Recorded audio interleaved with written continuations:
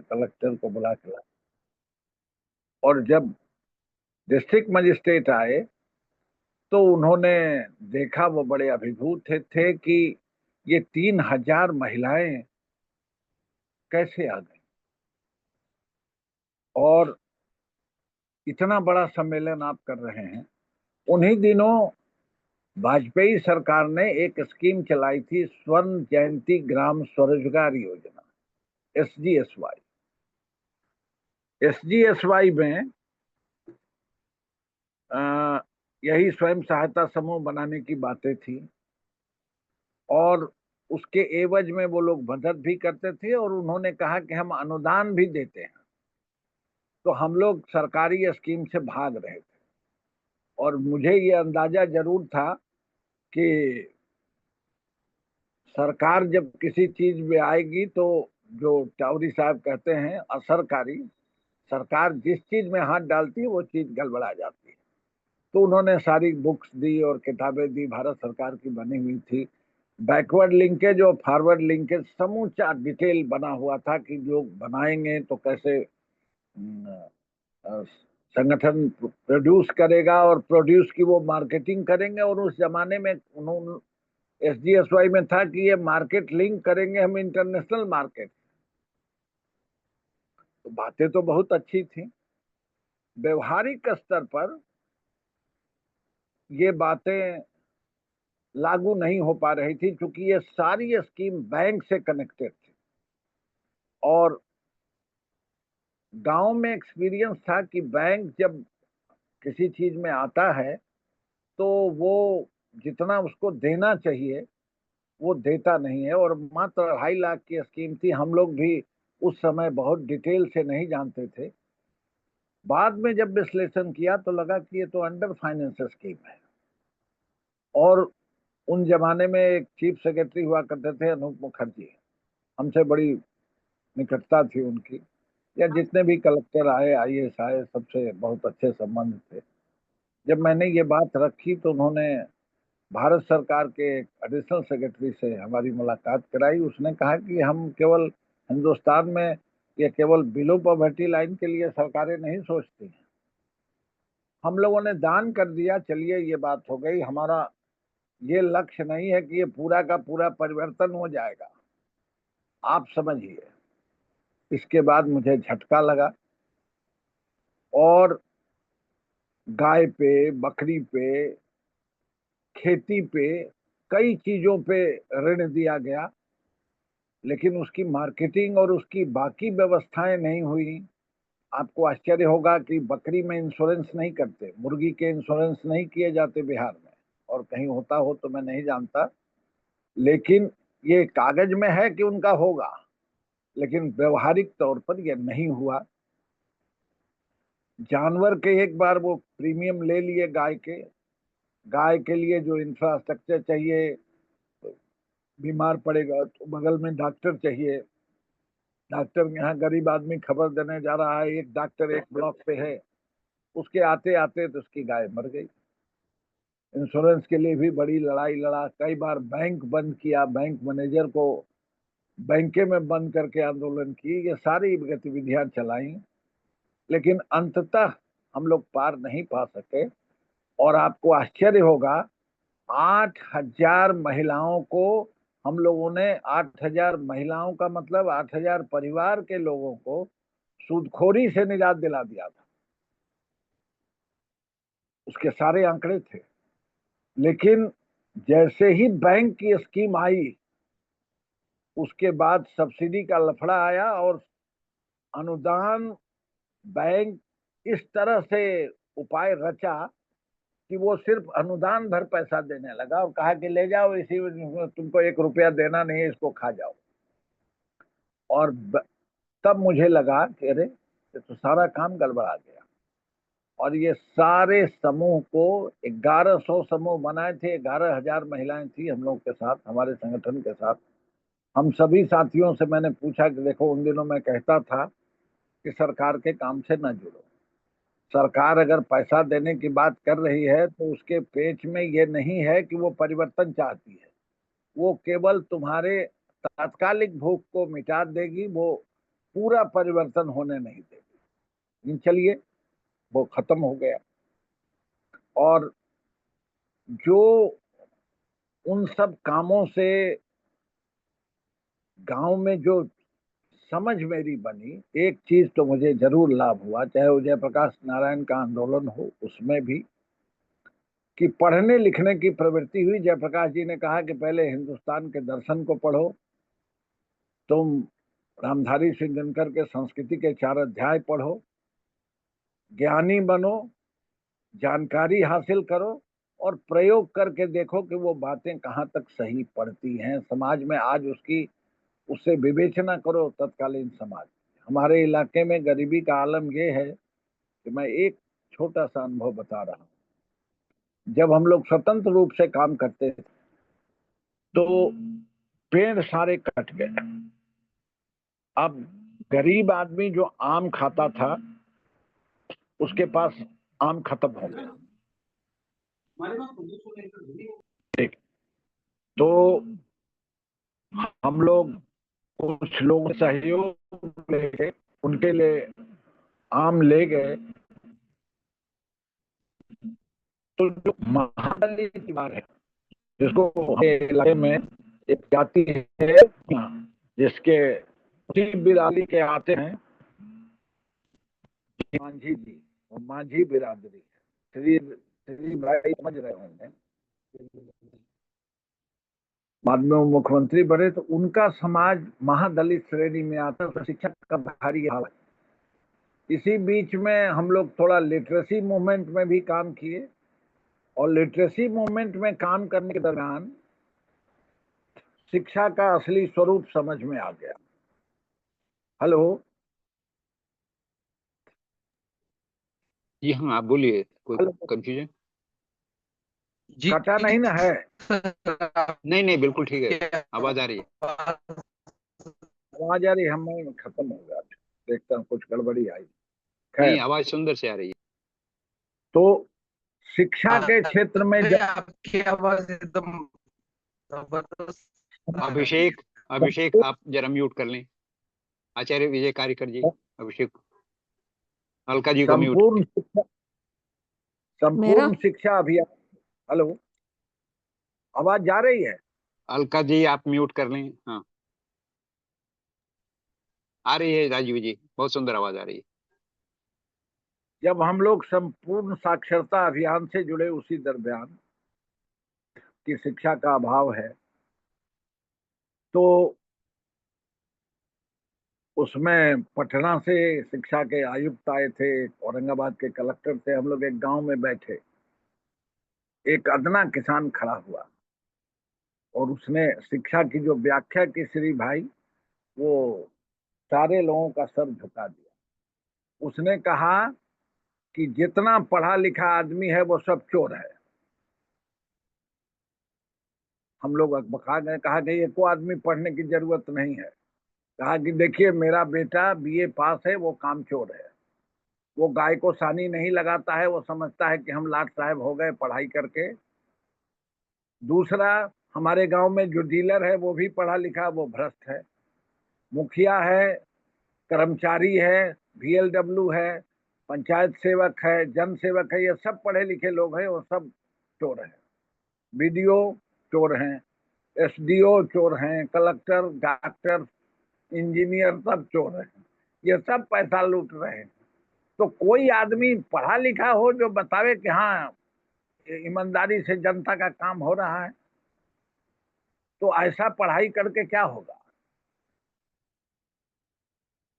एक भी अधिकारियों ने उसका जवाब, उसने कहा कि आप बता दीजिए, इसमें जितना पढ़ुआ है, हमारे जिन लोगों से हमको भेंट होता है, आप रहते होइएगा पटना, आप रहते होइएगा औरंगाबाद जिला हेडक्वार्टर में, लेकिन ये सब जो भ्रष्ट है, मास्टर है, वो स्कूल में नहीं आता है, तो ये सारा आदमी तो चोर है। इसीलिए कि पढ़ लिया, पढ़ता नहीं तो हम लोग खेत में मेहनत कर रहे हैं, काम कर रहे हैं, हम लोग मिट्टी चोरावें, क्या करें?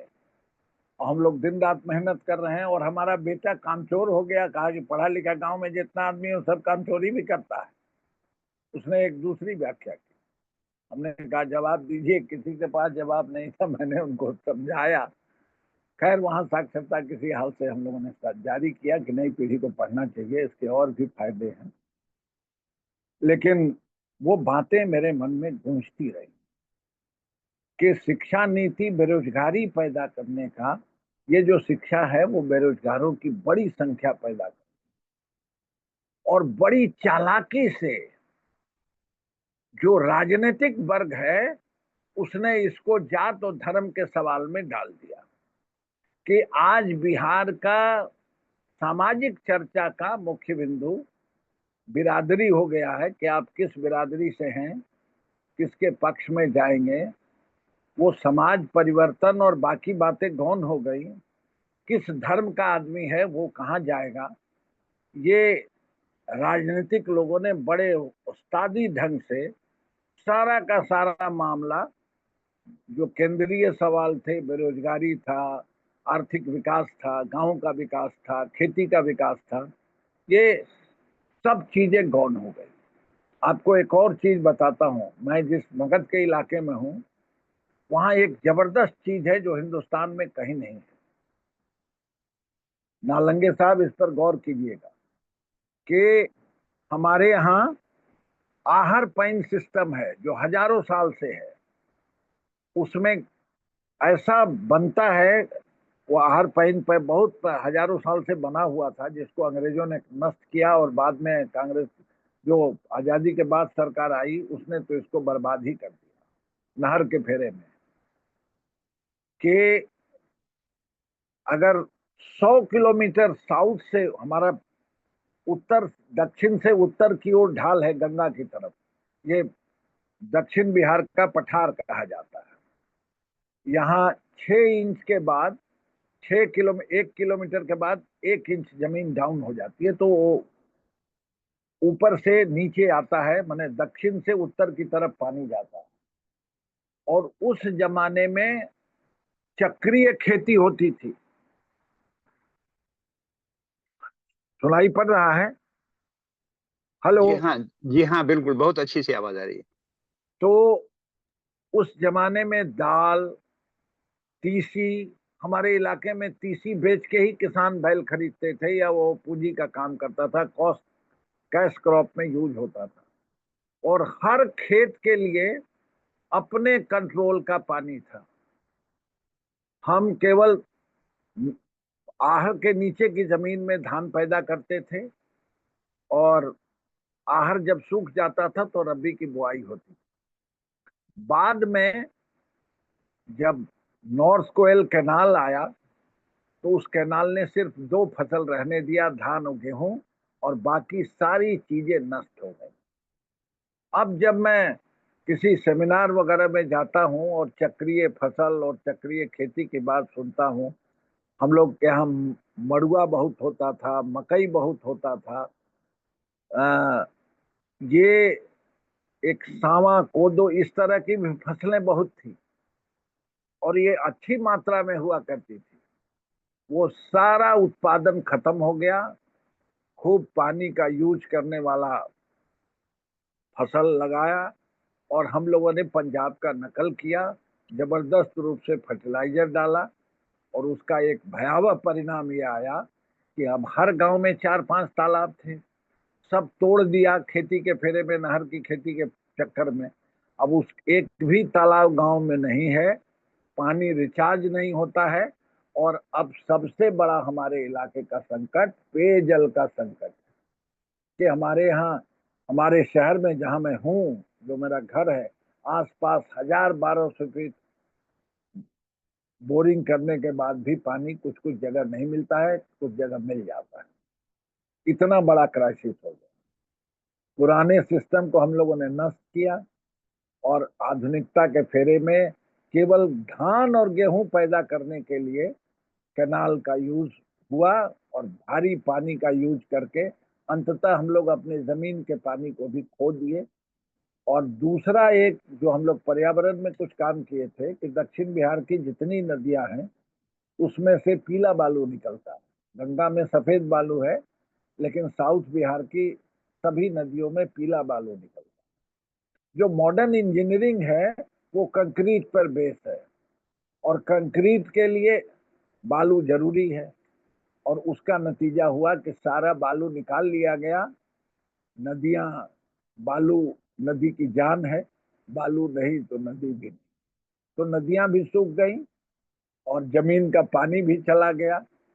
ये अंधा विकास का जो दौड़ है उसमें शामिल हो गए, और समाज को अगर रोक के कहो भी ये बातें कि भैया ये गलत काम है, लेकिन लालच इतना जबरदस्त है कि वो समझता है कि हम 2 ट्रैक्टर बालू बेच देंगे तो दिन भर में 10,000 रुपया कमा लेंगे, काहे के लिए इनकी बात सुनेंगे। पानी खरीद के पी लेंगे, छोड़ो, समाज मरता है तो मरने दो। तब ये सवाल सबके मन में आया कि नहीं, हम लोग प्रकृति के लिए और बाकी चीजों के लिए कुछ काम करें, और इसी कारण हम लोग कनेक्ट होने लगे। तो बिहार में एक और चीज चर्चा इसलिए जरूरी है कि नालंगे साहब सुन रहे हैं। हमारे यहाँ सहकारिता, एक बहुत मशहूर लीडर हुए थे दीप नारायण सिंह, स्वतंत्रता आंदोलन के आदमी थे। उन्होंने सहकारिता को शुरुआती दौर में बहुत ठीक ठाक से चलाया, उसका प्रचार प्रसार हुआ, और बाद में कुछ गिद्ध लोगों की दृष्टि पड़ गई। और आज ये आलम है कि अगर आप कहेंगे कि मैं कोऑपरेटिव बनाने आया हूँ गांव में, तो वो समझेगा कि लूटने आया है, ये पैसा ठग के चला जाए। ठीक इसी तरह की धारणा जब सेल्फ हेल्प ग्रुप बनाने में पहली दफा पहुंचा था गाँव में, तो लोग कह रहे थे कि वो दिक्कत आती है सामाजिक राजनीति के साथ, ये पैसा लेके भाग जाएगा, फिर उससे जब पैसा उन्हीं के पास रहा और उन्हीं के पास जमा रहा, तो आज सबसे बड़ा संकट है विश्वसनीयता का। हम नालंगे साहब से सहमत हैं, कोऑपरेटिव समृद्धि का स्रोत है, लेकिन जिसको भी ये काम शुरू में करना होगा, पहले उसको अपनी विश्वसनीयता समाज में, बिहार के समाज में स्थापित करनी होगी। उसके बाद दूसरे चरण में वो सहकारिता से समृद्धि की बात करेगी। ये मेरा अपना जाति तजुर्बा है। और आंदोलनों में मेरी अपनी समझ है, जो अक्सरहा अभिषेक जी कह देते हैं कि जयप्रकाश नारायण का और अन्ना हजारे के आंदोलन को एक में मिला देते हैं। अन्ना हजारे एक लोकपाल बिल के लिए लड़ रहे थे, और जयप्रकाश नारायण की पूरी राइटिंग पढ़िए, संपूर्ण क्रांति, तब समझ में आएगा कि वो आदमी कितना बड़ा था, और वो आदमी देश की आजादी की लड़ाई में भी नायक रहा था। और बाद के दिनों में वो संजोग है कि वो आदमी मर गया, नहीं तो जरूर चीजें बदलती। और मुझे फक्र है कि मैं उस आंदोलन में रहा हूं, लेकिन जब नेता ही नहीं रहा तो चीजें गड़बड़ाएंगी। वो लीडरशिप के अभाव में ये सारी चीजें होती हैं। हाँ, अनुभव से मैंने सीखा कि बहुत जल्दी कहीं भरोसा मत करो, और उसके कार्य को समझो, और कार्य समझ के तब जुड़ो, और पहले जाके समझो, देखो देखो कि चीजें कैसी हो रही हैं। बिना देखे, बिना अनुभव के कोई शुरू करना, बिना जाने, अंत में हम लोगों ने तय किया कि अब हम, क्योंकि उम्र भी काफी हो गई, 60 पार कर गया, तो अभी हमने अपने आप को जो गाय की सेवा से जोड़ा है, और हम लोग एक बड़ा सेंटर खड़ा कर रहे हैं, प्रयास में लगे हैं। ईश्वर की आप लोगों की कृपा रही तो ये सेंटर कामयाब हो जाएगा। लेकिन उसमें मैंने 2 चीज महसूस किया है कि समाज की गरीबी दूर करने में जितने लोग लगते हैं, वो एक बहुत हल्की सी रेखा है, पहले वो अपनी गरीबी दूर कर लेते हैं। इसलिए इस भ्रम से बचने की भी जरूरत है, क्योंकि आदमी बहुत पतली रेखा है समाज के समृद्धि के लिए और अपनी समृद्धि के लिए। तो हमने इसका उपाय निकाला कि हमारे पास जो भी पूंजी है वो सब भी गौ सेवा केंद्र को, राधा कृष्ण गौ सेवा केंद्र को हम दान करेंगे। और हम शुरुआत करेंगे और इसके बाद जब मामला आगे बढ़ेगा तब कोई सहयोगी या कहीं से कोई जरूरत पड़ेगी आवश्यकता अनुसार तो लेंगे। अभी हम लोग 20 गाय की का गौशाला करेंगे और उसी में प्राकृतिक खेती की शुरुआत करेंगे, क्योंकि दो बातें हम लोगों ने समझी कि पूरे पहले वाले सारे कार्यक्रम में सुनी और किताब की पढ़ी बातें थी। किसान तभी आपसे सहमत होगा।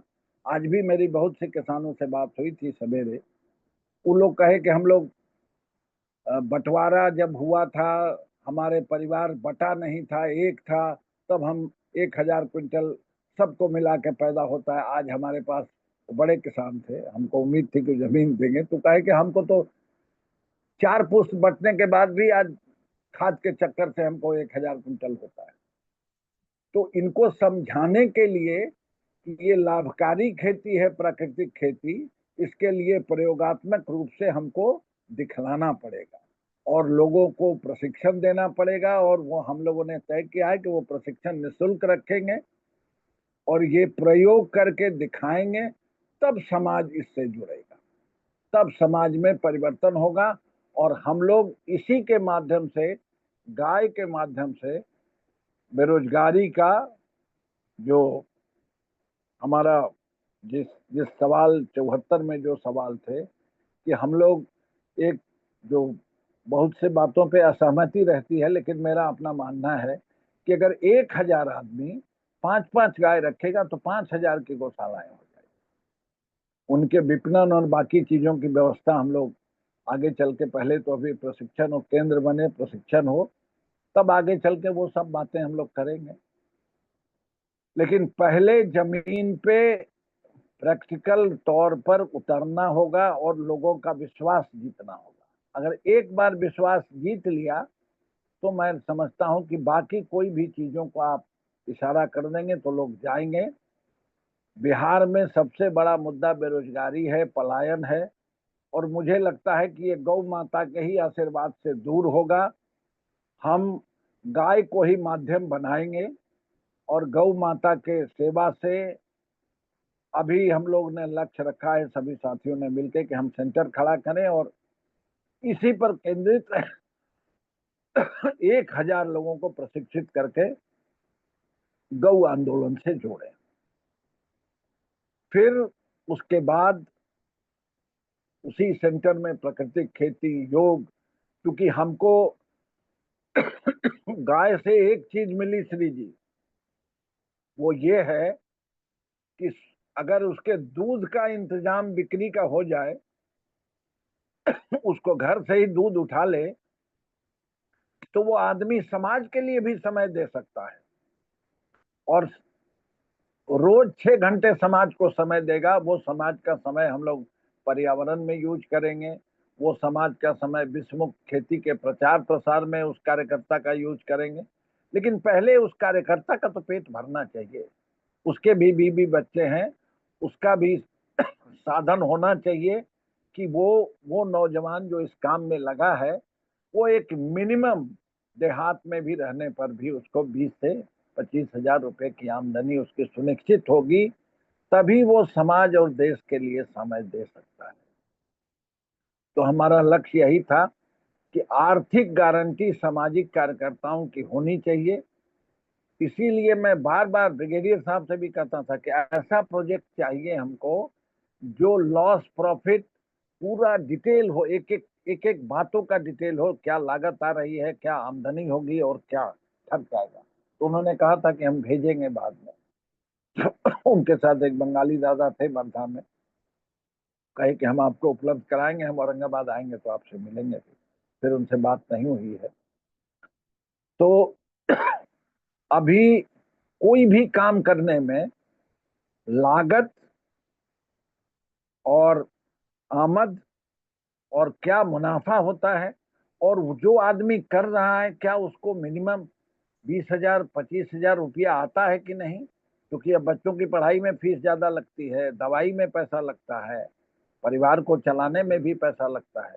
तो जो इस काम से जुड़ेगा कार्यकर्ता, उसकी आर्थिक स्थिति की गारंटी अगर नहीं होगी, किसी भी स्कीम में नहीं होगी, तो फिर वो स्कीम को गड़बड़ा देगा।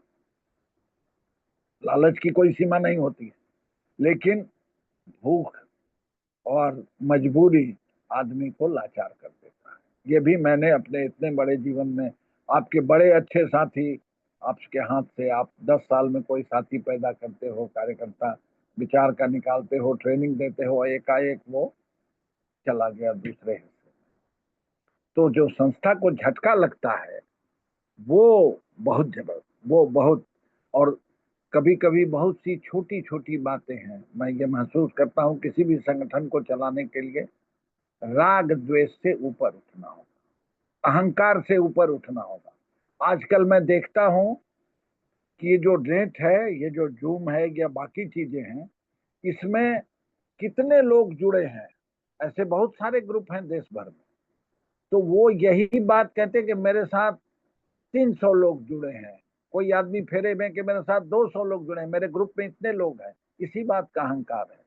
परिणाम क्या है और उस परिणाम का जमीन पे क्या असर हो रहा है, आप पूरा हिंदुस्तान पकड़ लें और कोई जमीन पर उसका असर नहीं दिखे किसी इलाके में, तो जो बात चाउरी जी कहते हैं असरकारी और असरकारी, ये बात बहुत हमको अपील की। और अब तो नई पीढ़ी के नौजवान अभिषेक जैसे लड़के को आगे की कमान लेनी है। हम लोग तो अब थोड़ा शरीर से भी लाचार हो गए हैं, लेकिन अनुभव से ये लगा कि राग द्वेष क्रोध और अहंकार ये किसी भी संगठन के, या कोई भी राजनीतिक संगठन हो, कोई भी चीज हो, उसका ये बहुत बड़ा विरोधी है। वो उसको आगे आने नहीं देता है। दूसरा कि हिंदुस्तान को जानने के लिए जो 9 दर्शन है हमारे यहाँ, 6 आस्तिक और 3 नास्तिक, इनके लिए भी कार्यकर्ताओं को अलग से पढ़ना होगा। क्योंकि भारत को जाने बिना, भारत के ज्ञान को बिना समझे अगर हम कह दें कि हम विश्व गुरु हो गए तो नहीं हो पाए। 3 नास्तिक धर्म है, उसका केंद्र तो एक तो मगधी है, बुद्ध, जैन और चारवाक। और आस्तिक में वेद है, उपनिषद है, न्याय है, योग है, ब्रह्मसूत्र है। ये ये जो परंपरा है उपनिषद की परंपरा, इससे किसी भी सामाजिक राजनीतिक कार्यकर्ताओं को और भारत के इतिहास से पूरे तौर पर परिचित होगा, तभी वो राग द्वेष से उठेगा। बहुत आसानी से हम लोग कहते हैं, हमारे यहाँ तो है शब्द वसुधैव कुटुंबकम, वसुधा पे सारे रहने वाले लोग हमारे। आधी बात हम कहते हैं जी भाई, पूरी बात क्या है? जी अयम बोलिए। निजम परो की गणना लघु चेत साम, ये मेरा है, ये तेरा है, ये छोटे लोगों की गणना है। उदार चरिता नाम वसुधैव कुटुंबकम, उदार चरित्र के लोग ही वसुधा को कुटुंब कहते हैं। लेकिन आज है क्या, कोई भी आदमी राह चलते भी आदमी कहता है भारत का तो हम तो विश्व बंधुत्व रखते हैं, और बगल के आदमी से हमको चिढ़ है, वो दूसरे धर्म का है या दूसरे बिरादरी का है, दूसरे जात का है। ये झगड़े आम हैं और इसका कोई किसी के पास साफ साफ उत्तर नहीं है। एक उत्तर विज्ञान दे रहा है जो अब आ रहा है, डीएनए टेस्ट। तो जब आप डीएनए टेस्ट करेंगे तो आर्य अनार्य और ये जो जातियों का बिरादरी का मामला है वो पूरी तरह से ध्वस्त होने के कगार पर पहुंच रहा है। और विज्ञान ने जैसे बाकी बाधाओं को दूर किया है, मुझे पूरा यकीन है कि अगले 10-20 सालों में जाति धर्म के जो झगड़े हैं, इसको डीएनए बता देगा कि हम सब आप एक ही हैं, कहाँ लड़ रहे हो। और अगर कोई कह रहा है कि मैं इस देश का हूं, तो पता चलेगा कि वो तो अफ्रीका का है, उसका डीएनए, और किसी का काकेशियन है, और कोई रूस से आया है, कोई कजाकिस्तान से आया है। कल ही मैं देख रहा था कि जाटों का रिश्ता जोड़ा जा रहा है यूरेशिया से। तो विज्ञान सम्मत बातें होनी चाहिए, वैज्ञानिक आधार होना चाहिए, आर्थिक विश्लेषण होना चाहिए जरूर, क्योंकि ये दुनिया आर्थिक है और अर्थ के बिना, मैं मार्क्सवाद से भी प्रभावित हूँ। मार्क्स कहता है सारा कुछ, सबसे बड़ा पावरफुल क्या है? अर्थ। और दोनों चीजें हैं सबसे। अब प्रकृतिवादी दृष्टिकोण से मैं देखता हूं कि सबसे बड़ा ताकतवर चीज क्या है, वो भी अर्थ ही है, मतलब पृथ्वी।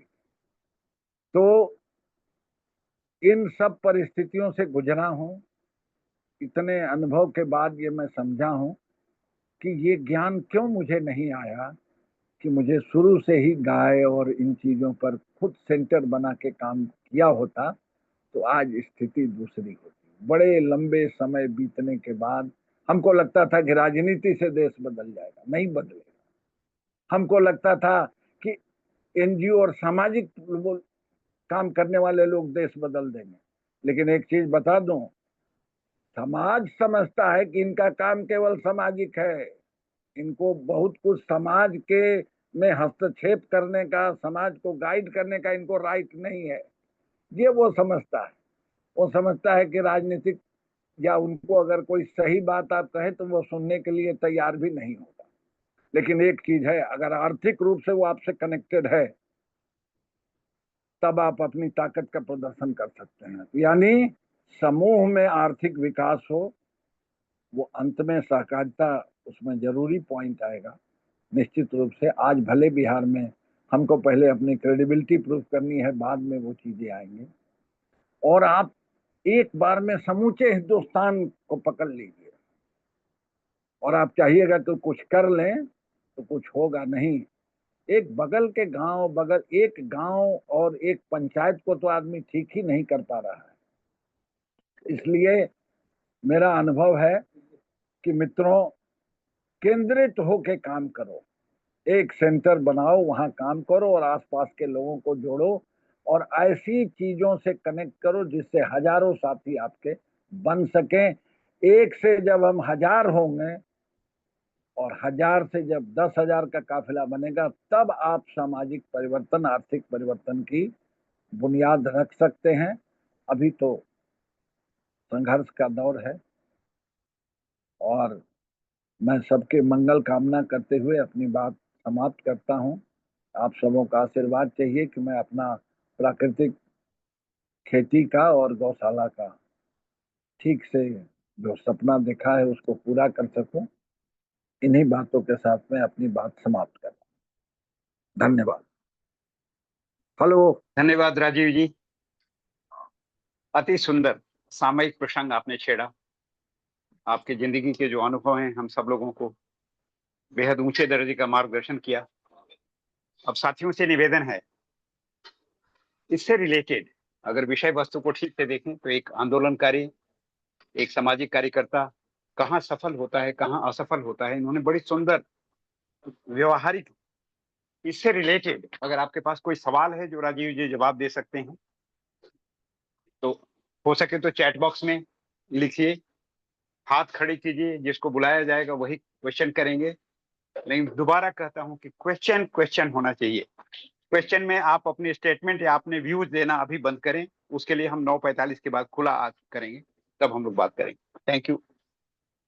कोई भी साथी चैट में पहले सवाल लिखें, हाथ खड़े करें, तब आपको बुलाया जाएगा। अभी 3 साथी का हाथ आ गया है, महेश्वरी पांडे जी, भाई कमलानंद जी, गोपाल प्रसाद जी।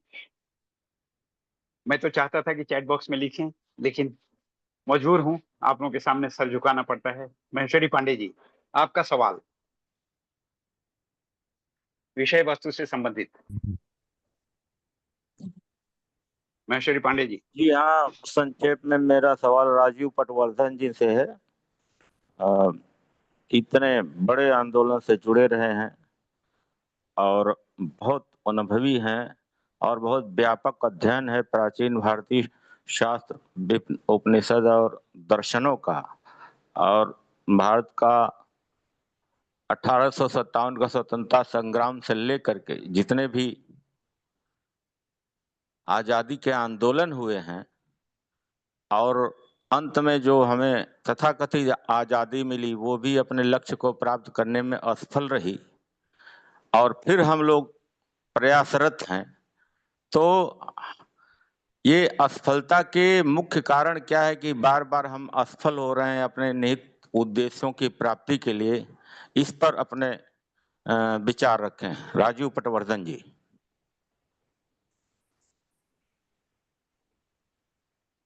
हमारे पास धन्यवाद पांडे जी, नमस्कार आपको। जो असफलता के कारण हैं वो हमारे इर्द गिर्द ही हैं, हम उनको समझ नहीं पाते हैं और भावना के वशीभूत हो जाते हैं। जैसे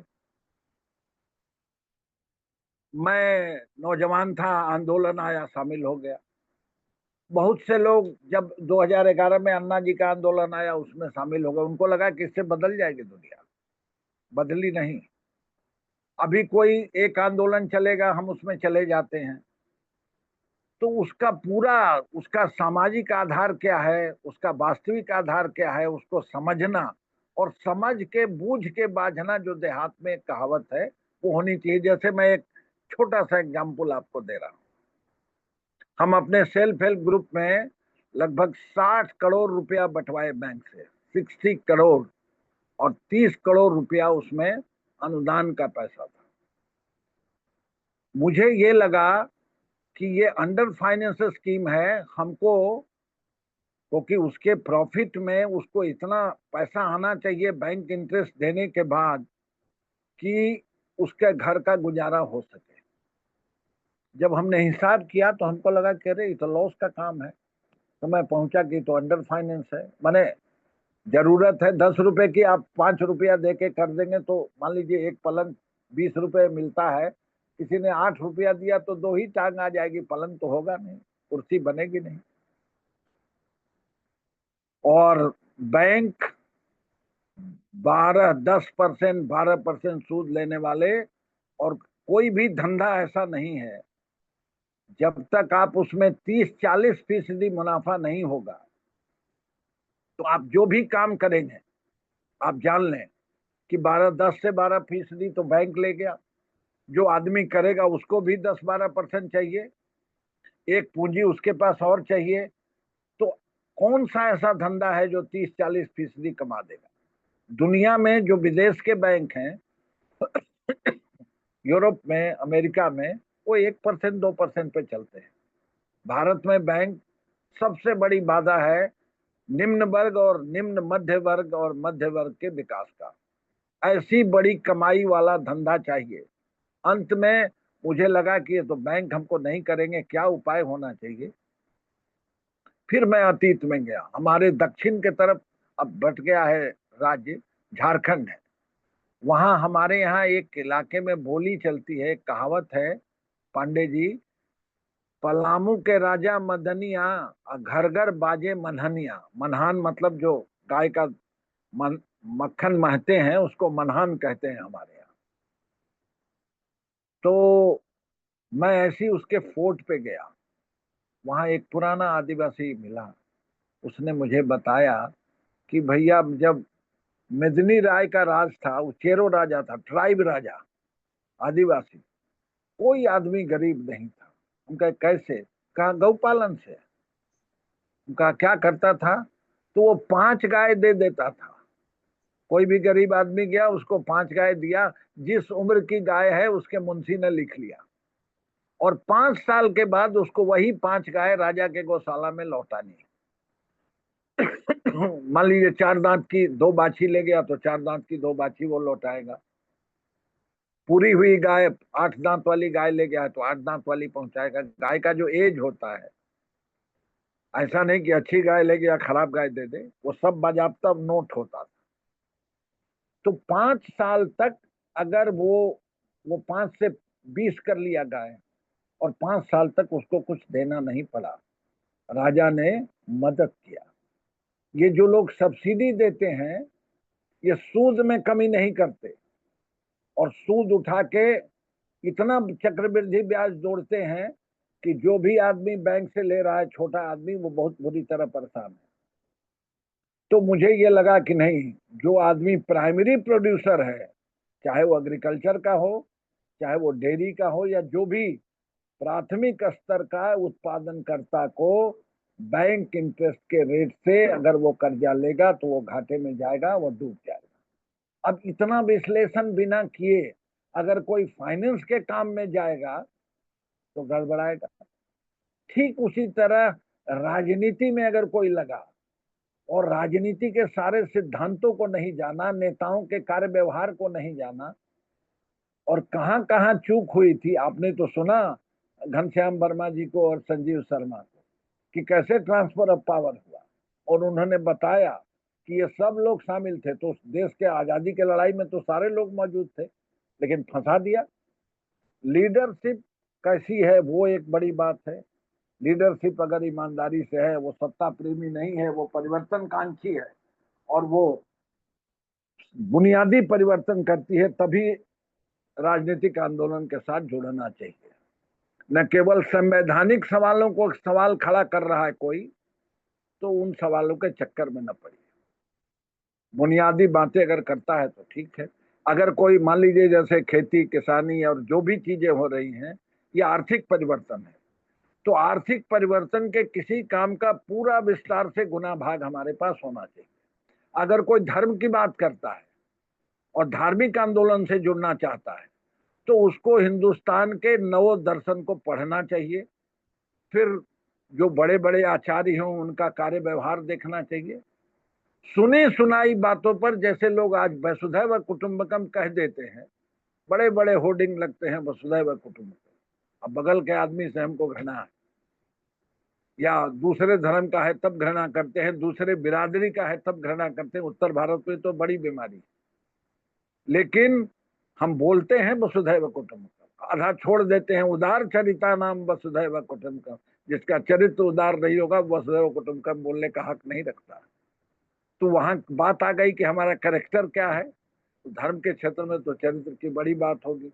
अगर ये सब बातों पर बिना विचार किए किसी चीज में हम लग जाते हैं भावना के वशीभूत होके, तो हमारा असफल होना तय है। हो सकता है आप विधायक हो जाएं, हो सकता है कि आप एनजीओ से बहुत अमीरी में चले जाएं, लेकिन आप जो लक्ष्य लेके चले वो लक्ष्य पूरा नहीं होगा, वो सपने सपने ही रह जाएंगे। और कभी कभी जब आप एकांत में होंगे तो वो सपने आपको परेशान करेंगे। क्या मैं सही ढंग से उत्तर दिया या नहीं, बताएं। जी हाँ, अब सही गलत बाद में देखा जाएगा। बहुत सुंदर आपने जवाब दिया भाई कमलानंद जी। शानदार भाई कमलानंद जी, आपके उत्तर से धन्यवाद।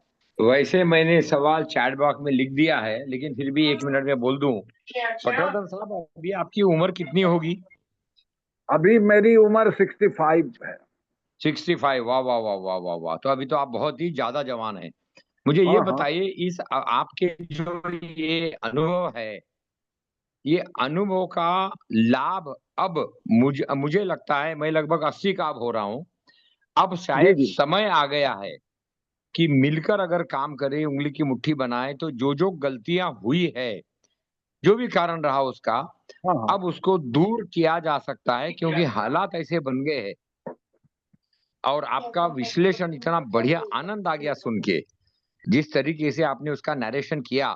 तो मेरा तो अनुरोध होगा, पटवर्धन जी की नेतृत्वशाला, राजीव पटवर्धन जी की, उसमें यही विषय जो आज आपने बोला है, क्योंकि युवाओं को, जवानों को, और बहुत सारे रिटायर्ड लोग हैं जो घर में बैठे हुए हैं, तो जी जी। उनको अगर बैटरी चार्ज करना हो, तो आपका योगदान, और आपको कैसे लगता है गति बढ़ सकती है जिससे भारत विश्व गुरु बने? वैसे मजा आ गया राजीव भाई, तो आप जरा मैं गति कैसे बढ़ी इस पर थोड़ा बताइए। शुभकामनाएं, प्रणाम। चावरी साहब, आप तो भारतीय प्रशासनिक सेवा के अधिकारी रहे हैं। मैं उम्र में इतने बड़े हैं, आपको बारंबार प्रणाम करके आपके उत्तर का जवाब तो नहीं है, लेकिन तब भी मैं कह रहा हूँ। जीके सिन्हा हुआ करते थे ग्रामीण विकास मंत्रालय में, जिन दिनों वो कपाट के भी बहुत दिनों तक महानिदेशक रहे थे, वो हमारे यहाँ डीएम रहे थे।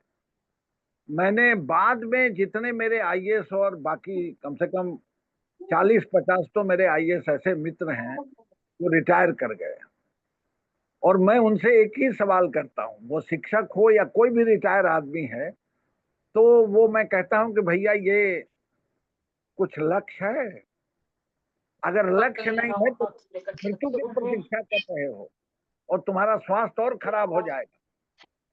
स्वास्थ्य के लिए पीपुल से कनेक्ट करो, अपने हिफाजत के लिए आम जनता से कनेक्शन चाहिए और कोई लक्ष्य निर्धारित करो, चाहे पर्यावरण का ही करो या शिक्षा का करो या खेती का करो या रोजगार का करो। तो एक बड़ी तादाद है, बहुत बड़ी तादाद जो रिटायर लोग हैं उनको, लेकिन वो पहले वो जल्दी किसी पर, उनका भी बात सही है कि आप जब तक इसको प्रूफ नहीं कर देते हैं तब तक समाज का झुकाव नहीं बनता है और वो एकदम ध्यान सिद्ध होके वो काम करना, जिस काम में लगे उसमें एक मॉडल दे देना। जब ये मॉडल आएगा ना, उसी तरह मान लीजिए आप जो कह रहे हैं कि ये पांचों उंगलियों की तरह मिल के, हम तो टावरी साहब आपसे पहले से जुड़े हुए हैं, दिन से इस अभियान, इस पॉडकास्ट से जुड़े, उसी दिन से आपसे जुड़े। तो पहले दिन जो आपको सुना उसी दिन से मैं जुड़ा हूं और आज भी ये मानता हूं कि ये तमाम लोग, एक बड़ी आबादी जो 60 साल के ऊपर की है, और वो कह रही है कि हम तो रिटायर कर गए, तो मैं कहता हूँ कि क्या रिटायर कर गए तो क्या मृत्यु का वेटिंग कर रहे हैं? बिल्कुल जगह नहीं है यहाँ पे। तो उसके लिए अभी जैसे अभी हमारी एक बिहार की बिटिया है कानपुर में, नाम है रोजी राम। तो मैं अपने यहाँ से कुछ लोगों को भेज रहा हूँ उनके क्षेत्र में, वो श्री श्री रविशंकर से जुड़ के काम कर रहे हैं, पता नहीं आज हैं या नहीं। हाँ, नहीं है वो। तो मैं ऐसे 5 लोगों को तैयार किया हूँ कि जाओ 1 हफ्ता रहो और सब देख के आओ कि अपने केंद्र को कैसे और व्यवस्थित करके हम लोग काम करेंगे। तो फिर ये बात आती है कि लोगों को जोड़ना आसान है टावरी साहब, लेकिन उनके लिए जो काम निकालना है और उस काम की जो विश्वसनीयता, बौद्धिक काम उनसे खूब लिया जा सकता है। अवेयरनेस का काम, कोई भी रिटायर अधिकारी, रिटायर टीचर, बड़ी संख्या में लोग हैं। और एक चीज जब मैं कहता हूं उनसे कि you are waiting for death, अब क्या करेंगे? लक्ष्य बनाइए और देखिए कि एक कमल टावरी जी हैं जो प्रशासनिक सेवा से रिटायरमेंट के बाद भी जम के लगे हुए हैं। तो मैं तो आपको आइकॉन बना के बिहार में चर्चा करता हूँ आप।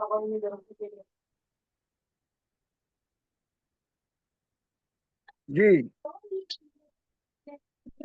अभी एक साथी गैलेक्सी J8 आप लिख रहे हैं। पहले तो आपसे निवेदन है कि आप अपना नाम बताइए, चेहरा दिखाइए, और आगे से जब भी इंटर करें तो गैलेक्सी J8 से काम नहीं चलेगा, कम से कम नाम बता दें और अपना सवाल पूछिए। हाँ, वो गलती से वो नाम, एक्चुअली आज मैंने ऐप डाउनलोड किया तो वो मेरा किसी नाम भी है समय संजय भंडारी। जी, मेरा नाम है संजय भंडारी। वाई से। हाँ, वही से। जी, पूछिए पूछिए, सवाल पूछिए महाराज। हाँ, मुझे 2 चीज पूछनी थी। एक तो ये जो परिवर्तन की बात हो रही है तो वो क्या शिक्षा से आ सकती है? शिक्षा मूलाधार बना के सारा काम किया जाए तो जिस तरह से हम चाहते उस तरह का परिवर्तन आ सकता है क्या, कि और भी कुछ करना पड़ेगा उसके साथ साथ? हम वो शिक्षा में सारा वो जो आपने कहा कि आर्थिक गारंटी चाहिए वगैरह वगैरह, वो सब हमारे स्टूडेंट को हम उस तरह से पढ़ाते हैं, कौशल्य विकास वगैरह वगैरह। तो वो एक बात जी, थी। और दूसरा सवाल था कि ये जो सारे कार्यकर्ता जुड़ रहे हैं हमारे साथ, जी। उनके लिए कोई मार्गदर्शक तत्व होने चाहिए क्या, कि वो कार्यकर्ता का बर्ताव, वो कार्यकर्ता का जीने का तरीका, उसके लिए कोई मार्गदर्शक तत्व बनाए जा सकते हैं क्या? कि तो इस तरह से कि फिर वो सारा संगठन जो है इकट्ठा रहे। ये मेरे हाँ, 2 सवाल थे। आपके पीछे वाले सवाल का तो एकदम साफ साफ उत्तर है कि आपके मन में जो बातें हैं कि किसी भी ऑर्गेनाइजेशन के लिए कुछ नियम प्रतिबद्धताएं होती हैं, वो रहना चाहिए। वो सवाल आपका एकदम प्रासंगिक है और कुछ मर्यादा रहनी चाहिए, कुछ एक दूसरे के साथ प्रेम भाव कैसे बना रहे, इसके लिए क्या क्या शराइत होंगे वो लिखना चाहिए। जहां तक पहला बात है, मैं ये मानता हूं कि जीवन में किसी क्षेत्र को मूल बना के बाकी काम किया जा सकता है। जैसे मैंने गौ पालन को मूल बना के मैंने उसमें निकाला कि वो जो कार्यकर्ता काम करेगा और उसको इतनी आमदनी होगी तो वो 6 घंटा समाज के लिए समय देगा। वो शिक्षक है, वो पर्यावरण का शिक्षक है, वो रोजगार का शिक्षक है। वो तो शिक्षा का जो एक ही विकल्प हमने चुना है समाज में कि शिक्षा किसी तरह से आईए बीए करो और नौकरी पालो। शिक्षा को उद्देश्य को रोजगार से जोड़ना और पहले दिन ही उसके दिमाग में रहे कि कोई न बड़ा है न कोई छोटा, तर्क उसके पास होना चाहिए। आर्थिक रूप से सशक्त बनो और समाज को बदलो। ये बात किसी को भी ये कभी न कहना आप कि आर्थिक रूप से तुम छोड़ो, आर्थिक के बाद सामाजिक परिवर्तन करो, तो ये बेईमानी हो जाएगी। और आप शिक्षा को भी आधार बना के बड़ी काम, पहले तो कोई भी आदमी कोई भी तर्क, जैसे मैं जो बोल रहा हूँ वो किसी शिक्षक का ही तो देन है। और सामाजिक कार्यकर्ता, राजनीतिक कार्यकर्ता भी एक शिक्षक है। वो भले बजाबता स्कूल का शिक्षक ना, वो समाज का शिक्षक है। राजनीति करने वाला अपने पार्टी में शिक्षक है। तो वो ऐसा नहीं है कि जो फॉर्मल एजुकेशन है, फॉर्मल एजुकेशन को रोजगार से जोड़ना और सामाजिक मुद्दों पर जागरूक कर देना। जैसे हम लोगों ने अभी स्कूल में एक काम किया कि बर्थडे मनाओ और पेड़ लगाओ, हैप्पी बर्थडे करने में पेड़ दो। तो ये एक नई चीज आई। उसी तरह विद्यार्थी को कहा कि तुम एक खास तरह से न कोई पेड़ मिले तो पीपले लगाओ, बड़ लगाओ, कहीं रोड पर लगा दो, देखा जाएगा जो होगा। उसके हौसले को बढ़ाना, उसको शुरू से ही पर्यावरण से, जल से, रोजगार से, ये जो चीजें हैं शिक्षा के साथ साथ ये चीजें अभी जुड़ नहीं पाई हमारे समाज में।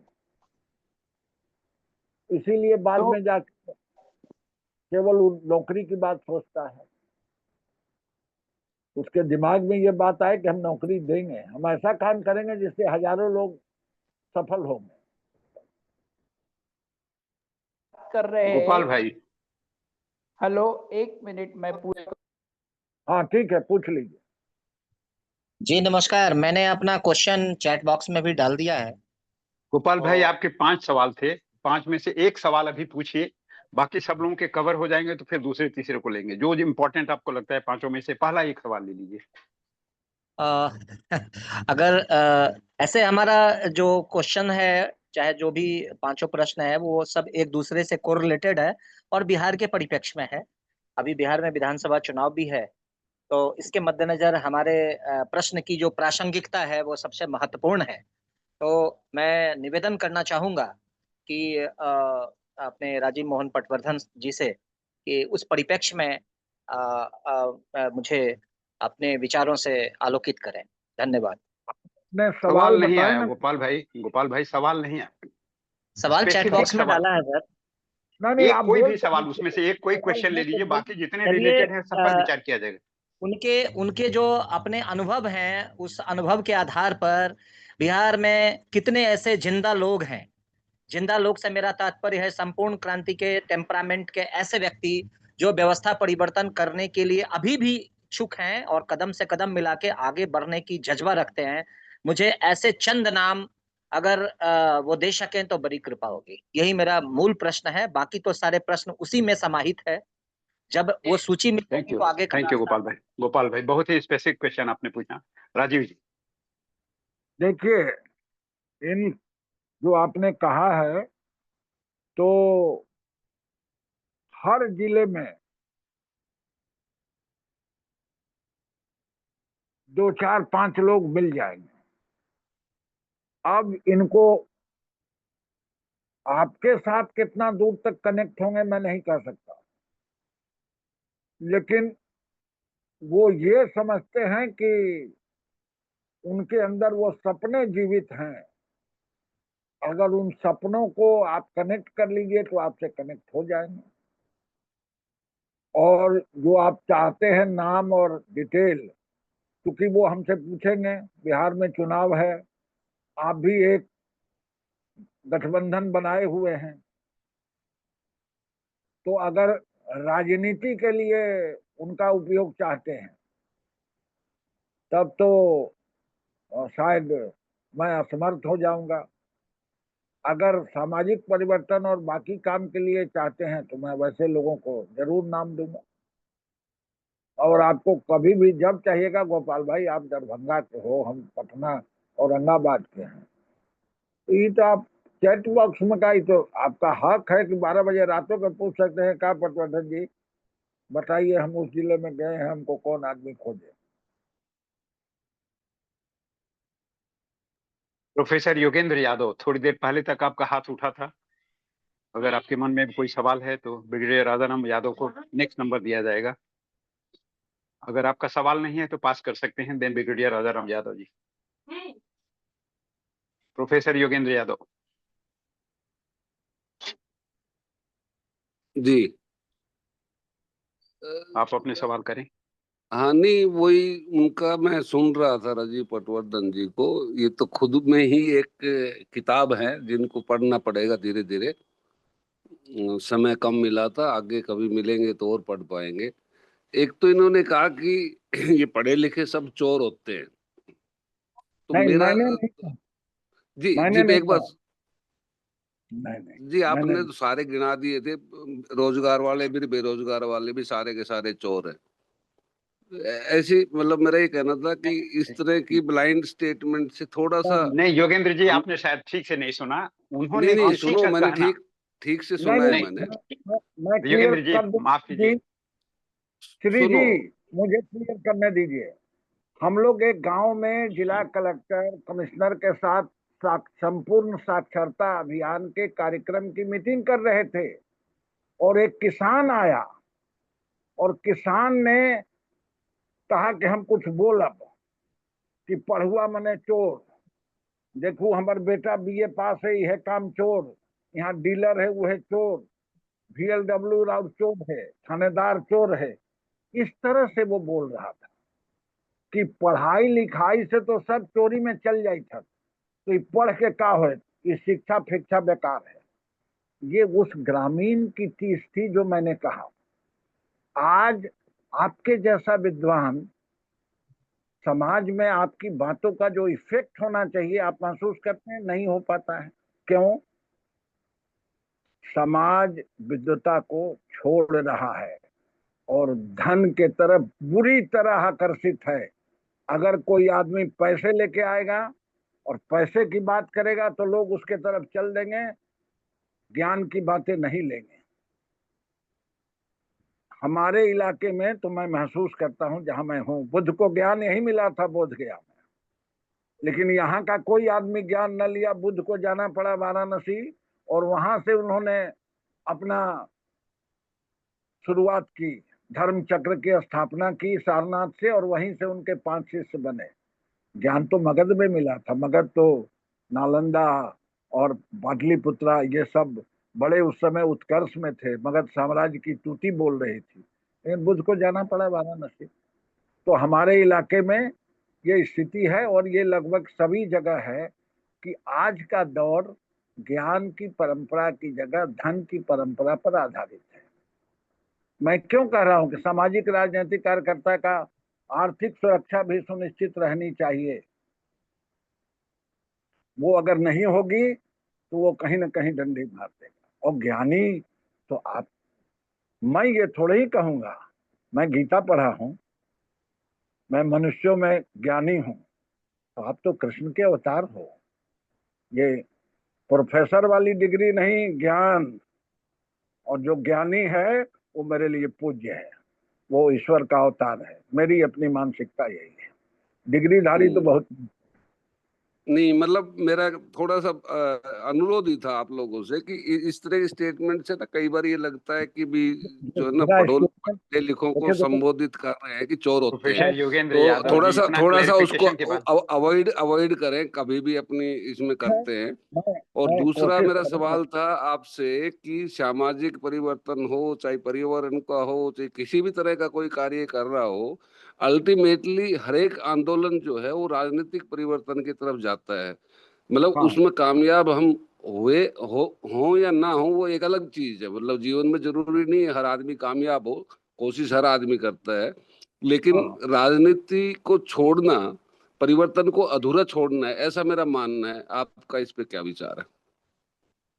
मेरा मानना है कि अगर आप जिस राजनीतिक विचारधारा से या जिस राजनीतिक संगठन से जुड़ते हैं, अगर वो आपको लगता है कि आपके मन में जो लक्ष्य है इस देश को लेके, इस समाज को लेके, अगर उसकी पूर्ति उस राजनीतिक संगठन से होती है या उसके लीडरशिप उस कसौटी पर खरे उतरते हैं, निश्चित रूप से आप राजनीति के उस लोगों से जुड़िए।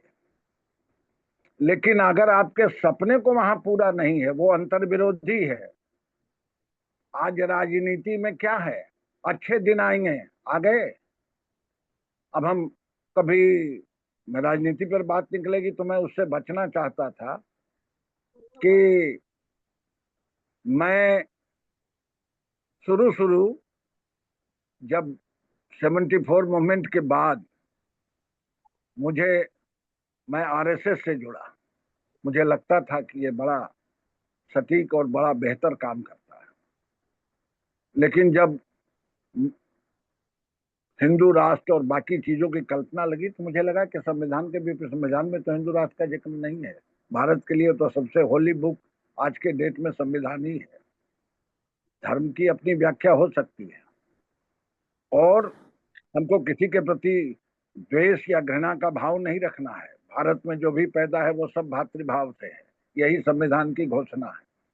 तो आपको अगर लगता है कि ये चीजें आपको लक्ष्य तक ले जाएंगी, तो आपके लक्ष्य की पूर्ति होती है तो निश्चित रूप से इस राजनीति से जुड़ना चाहिए। मैं थोड़ी ये कहूंगा कि राजनीति से कट जाइए।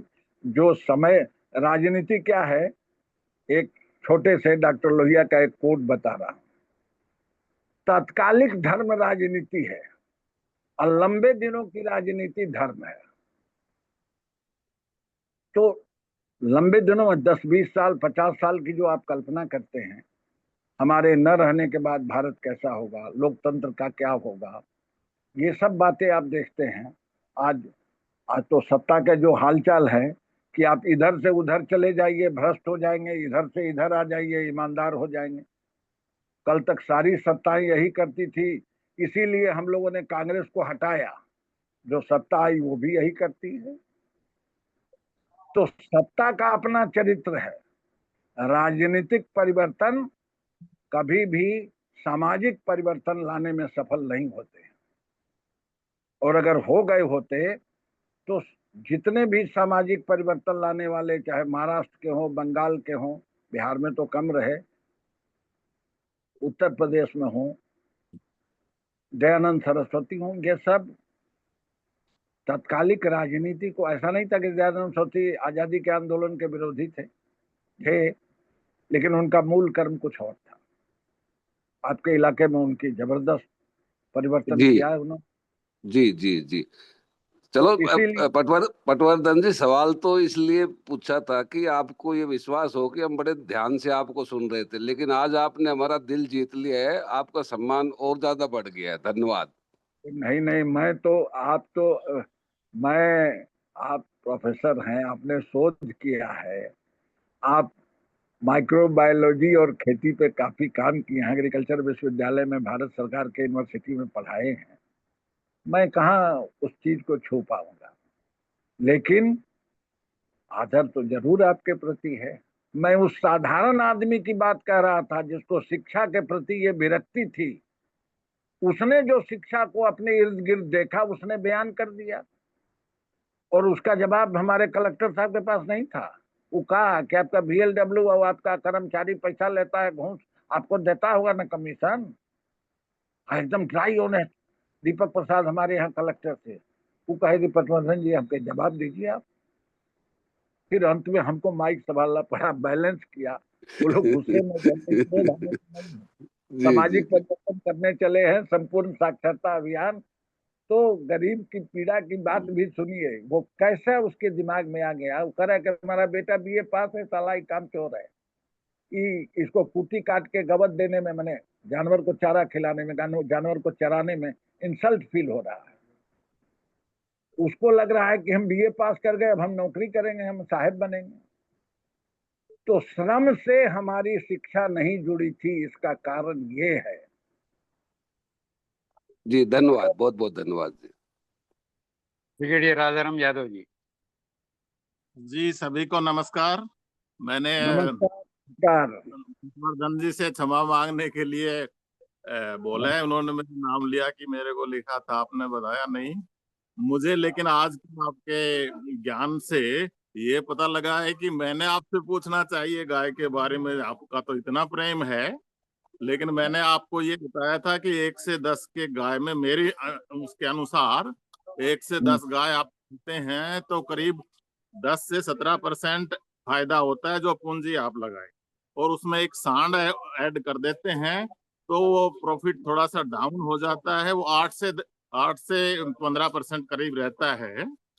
तो ये मैंने शायद आपको भेजा भी था, और मैं दोबारा भेजा कोशिश, नहीं था लेकिन ये सब्जेक्ट आपने। इतना बड़ा है, इसमें इस छोटे से उसमें ये बहुत मुश्किल है क्लियर होना। तो कभी आपके साथ जरूर डिस्कस करेंगे, और आपके सीखेंगे ज्यादा सिखाने के बजाय। धन्यवाद।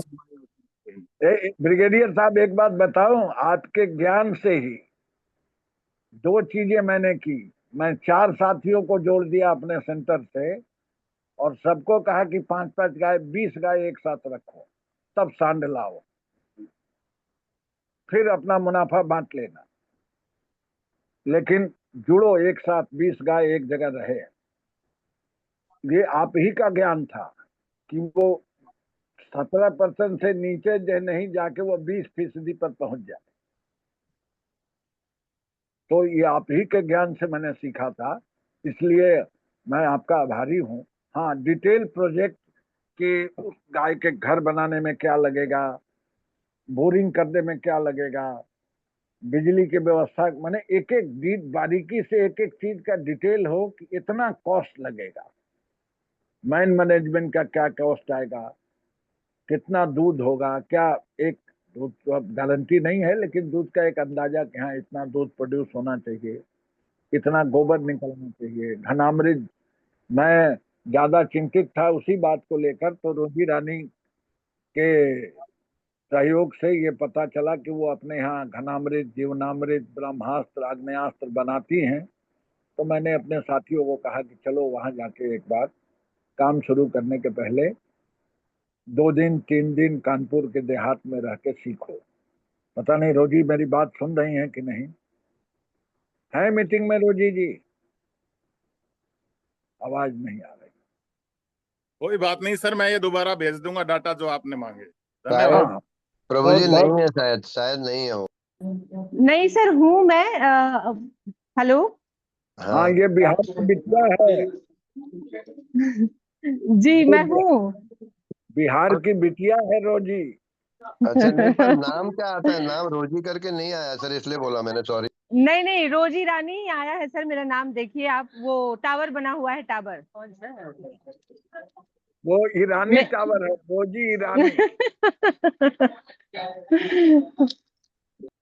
क्षमा याचना। और कोई सवाल हो तो बोलें। कोई और साथी? मैं किसी का वो कोई सवाल सामाजिक कार्यकर्ता और आंदोलन से संबंधित? हेलो, जी बोलिए। मैं बोल सकता हूँ? वो जो मैंने जी शिक्षा संजय जी, के जी बारे में पूछा था, वो जो मैंने शिक्षा के बारे में पूछा था, वो कन्वेंशनल शिक्षा के बारे में नहीं पूछा था। वो हम जिस तरह से शिक्षा चला रहे, तो उसमें वो कौशल्य विकास, और ये जो आप कह रहे हैं कि उसको श्रम के प्रति आदर होना चाहिए, तो हमारे सारे बच्चों को हम उसी तरह से पढ़ाते हैं। तो उस टाइप से, उस प्रकार की शिक्षा से ही परिवर्तन में बदलाव आएगा, क्योंकि हम अगली पीढ़ी के साथ काम कर रहे हैं, तो वो ज्यादा चिरस्थायी होगा। मैं बोलूं? हाँ बोलिए। भंडारी जी, आप बहुत बेहतर काम कर रहे हैं और भविष्य के लिए सामाजिक परिवर्तन के औजार बना रहे हैं। जिस काम में लगे हैं उस काम को और प्रवीणता के साथ कीजिए और अपने पाठ्यक्रम से हमको अवगत कराइए। मैं एनसीईआरटी का ट्रेन टीचर भी हूं। एनसीईआरटी का, जो national council of educational research training है, इंडिया का सबसे, जो +2 की किताबें निकालता है, हाँ हाँ मैंने तो प्रशिक्षण भी पाया है। तो आप अपने मेरा नंबर ले लीजिए हाँ, जरूर और जरूर। अब बाद में बात करेंगे। अपना पाठ्यक्रम में अगर आप भेजेंगे तो मैं उसमें आपको सुझाव दे पाऊंगा। हाँ, लेकिन आप, हमारा खुद का पाठ्यक्रम बनाया हमने, हाँ ठीक है, तो वो हिसाब से काम देखूंगा कर रहे तभी हैं 15 साल से। तो। बिना पाठ्यक्रम देखे मैं कैसे कुछ कर पाऊंगा? ठीक है, ठीक है। अगर और किसी साथी का सवाल नहीं है तो आज बहुत सुंदर ये 9:45 रणवीर शर्मा जी कई देर से हाथ उठा रहे हैं श्री जी। एक मिनट आई जी मैंने साहब। हाथ ऊपर उठाया हुआ है। राजू भाई, जी जरा जी। एक बात बताइए, आपकी क्षमताओं का इस्तेमाल, जो आपका एक्सपर्टाइज है, ज्ञान है, आर्टिकुलेशन है, बहुत जबरदस्त है। इसका सदुपयोग कैसे किया जाए, जरा ये बताइए ना कि आपका जैसे उत्तराखंड में या बिहार में या हमारे उत्तर प्रदेश में, मैं गाजीपुर का कलेक्टर था 52 साल पहले। अभी हम हाँ वही हाँ, सोच रहे थे गाजीपुर में कुछ किया जाए, कुछ लोग है कर रहे हैं, लेकिन आपका सदुपयोग कैसे हो, उसे जल्दी गति आ जाएगी, ये मेरा पॉइंट है। क्या किया जाए? देखिए, अक्टूबर तक तो मैं फ्री हूँ। अक्टूबर से लेके जनवरी तक मैं अपनी पूर्ण साधना में रहूंगा, क्योंकि उन दिनों मुझे, बीच में एक हैं हितेश ज्ञानी, हमारे गुरुदेव हैं। वो उम्र में तो छोटे हैं लेकिन मैं उनको गुरु ही मानता हूँ। अहमदाबाद से, आप जानते हैं उनको, वो पंचकव्य विद्यापीठम के हैं। तो अक्टूबर के पहले अवेयरनेस कार्यक्रम में जब भी आप बुलाएं, क्योंकि वो उसके समस्या के मूल को पकड़ना, और मैं ये चाहता हूं कि कहीं केंद्रित होकर काम करना। आप उत्तराखंड में अगर पकड़े तो कोई एक खास एरिया पकड़ ले, ज्योग्राफिकल एरिया, कि अब यहाँ एक काम बजाबता उसके लायक, उसके सिचुएशन के हिसाब से वहाँ फुली सपोर्ट करके उसको डेवलप करें। एक आदमी की, क्योंकि मैं अभी अपने केंद्र में पूरे तौर पर समय दूंगा, तो अक्टूबर के बाद से मैं अपने केंद्र में लग जाऊंगा, क्योंकि हमारे यहाँ बहुत बारिश हो रही है, बहुत जबरदस्त बारिश है। तो अभी तो मुझे गौ महाकुंभ में जाना है जयपुर। 4 से 7 सितंबर तक गौ महाकुंभ लग रहा है जयपुर में। तो एक मेरे मित्र हैं बिष्ट साहब, जो राष्ट्रीय स्वाभिमान आंदोलन से जुड़े हैं। मैं एक चीज क्षमा याचना के साथ, श्री जी भाई, भूल गया था। मैं अपने परम बड़े भाई, श्रद्धेय आदरणीय गोविंदाचार्य जी का नाम लेना भूल गया, जिस आदमी का मेरे जीवन पे काफी असर पड़ा है। और वही वो पहले आदमी थे जिन्होंने मुझे मेरी समस्या का हल के लिए देसी गाय के तरफ बनारस में, मिर्जापुर में, जालान की गौशाला में हमको ले गए, और वहीं से मेरी आंखें खुली। वरना मैं एनडीआरआई करनाल में जब ट्रेनिंग लिया था, तो वहाँ एक डायरेक्टर हुआ करते थे, शर्मा। उन्होंने कहा कि जो मेल चाइल्ड है गाय का, उसको मार के खा जाओ। हमने कहा क्या बात कर रहे हैं? वो अमेरिका और यूरोप की तरह। हम कहा ये तो हिंदुस्तान का कोई भी आदमी मर जाएगा लेकिन ये सब काम नहीं करेगा, इसलिए आप, ये ज्ञान का कोई मतलब नहीं है। और तभी मैं देसी गाय की तरफ लौटा। अभी एक बड़ी समस्या है कि इन बैलों से रिप्लेस कैसे किया जाए ट्रैक्टर को। जो खाद भी दे रहा था, जो कीटनाशक भी दे रहा था, उससे हमने मशीन से उसको रिप्लेस कर दिया और स्लटर हाउस भेज दिया, फिर लौटाना होगा।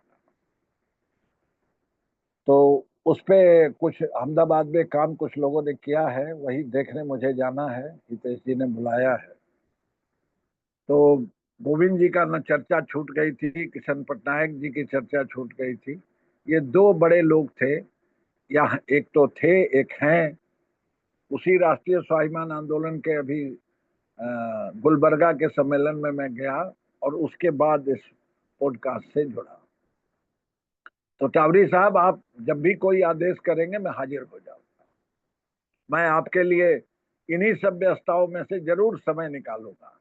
और आप, इतना मुझे लगता है कि आप चाहे खेती हो, शिक्षा हो, रोजगार हो, क्योंकि मैंने तो 60 करोड़ रुपया बंटवाया बैंकों का, सब डूबा, और उसका मुकदमा भी लड़के और सबका माफ भी कराया। और अभी भी, आज भी मैं जिला कलेक्टर से एक चिट्ठी लिखवाया हूँ वो पैसा सूद वाला नहीं देने के लिए। तो सक्रिय तो रहता हूँ, लेकिन कोई भी आर्थिक प्रकल्प बैंक के साथ जुड़ने के पहले उसका पूरा विश्लेषण होना चाहिए कि हम कितनी किस्त लौटाएंगे, क्या प्रॉफिट करेंगे, क्या हम बचाएंगे, जो कर रहा है उसकी उसकी मेहनत मजदूरी क्या होगी।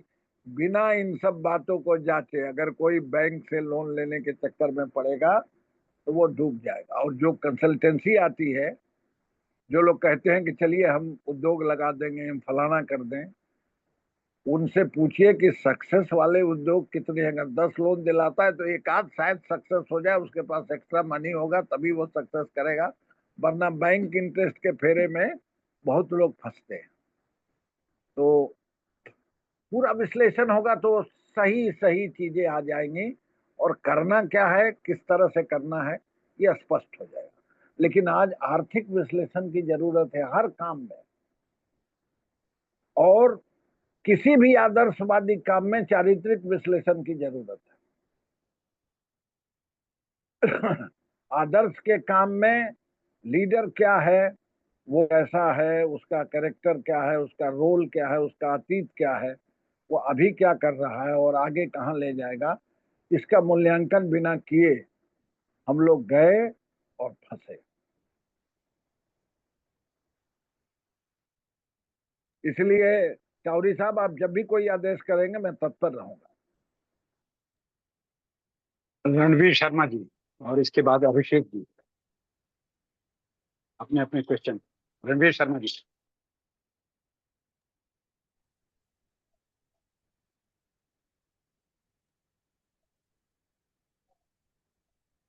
भाई रणवीर शर्मा जी।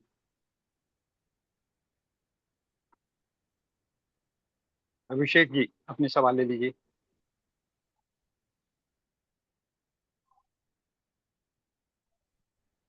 धन्यवाद श्री जी। मैं पिछले 1.5-2 महीने से ट्राई कर रहा था कि हम राजीव जी को सुन।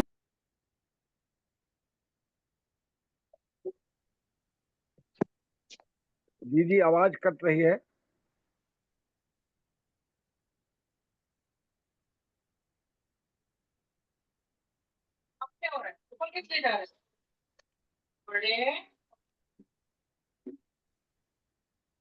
हेलो, मेरी आवाज आ रही है? हेलो जी हाँ, बोले। हाँ, जी जी। तो आज 2 महीने बाद आपको सुनने को मिला, और वो भी क्योंकि समय कम है तो बहुत सारी विषयों, पटनायक जी जैसे आपने बोला, इतने सारे महान हस्तियों के साथ और महान लोगों के साथ आपने काम किया।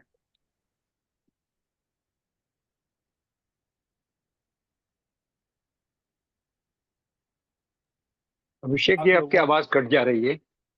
रणवीर जी से पूछिए, रणवीर जी कुछ कहना चाहते हैं। मैंने 3 बार आपके सामने नाम लिया, रणवीर जी दोबारा। आवाज जी बोले। राजीव भाई, आवाज आ रही है, बोलिए रणवीर जी। राजीव जी, इनको नमस्कार। राजीव जी, मैंने नमस्कार।